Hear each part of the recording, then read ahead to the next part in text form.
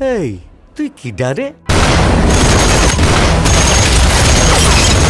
আমি একদিন ন্যাশনাল লেভেলে খেলবো। তুফান হতে অ্যাটিটিউড লাগে, চোখের দৃষ্টি লাগে, অ্যাকশন স্পিড সব লাগে।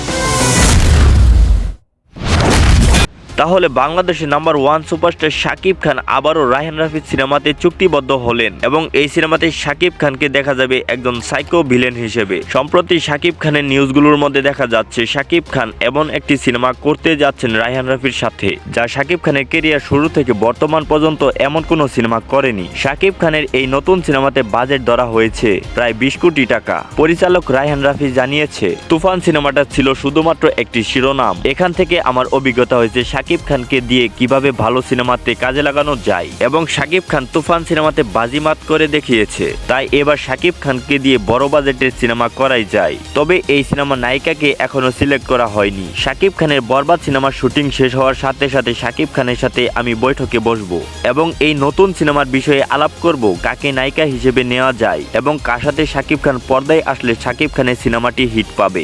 এবং রায়হান রাফি এটাও জানিয়েছে শাকিব খানের নতুন সিনেমাতে নতুন নায়িকাই থাকবে।